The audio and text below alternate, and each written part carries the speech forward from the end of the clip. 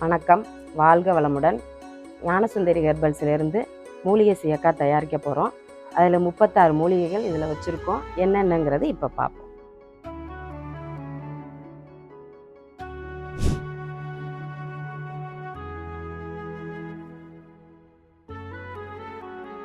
36 மூலிகையும் இங்கே இருக்குது.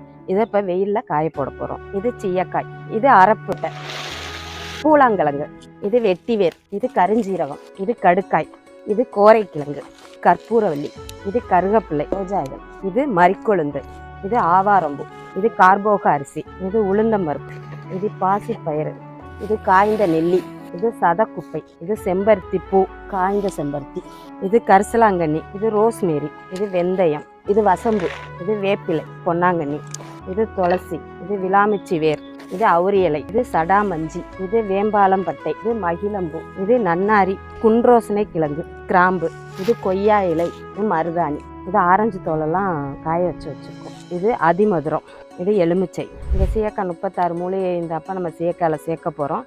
ஒவ்வொரு பொருளும் ஒவ்வொரு குணம் கொண்டது. எல்லாமே சைடு எஃபெக்ட்டு, அலர்ஜி எதுவுமே வராது, பொடுகு எதுவுமே இருக்காது. முடி நல்ல வளர்ச்சியாக இருக்கும். ஆனால் நம்ம மூலிகை சீயக்காய் போடுறதுனால நுரை வராது, சைனிங் கிடைக்கும்.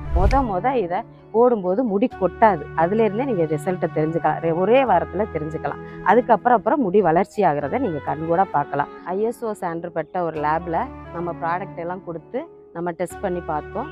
அவங்க பாஸ்ன்னு சொல்லி எங்களுக்கு கொடுத்துருக்காங்க. இதில் எந்த சைடு எஃபெக்ட்டும் அலர்ஜியும் வராது. வாங்கி யூஸ் பண்ணி பாருங்கள். சப்போர்ட் பண்ணுங்கள்.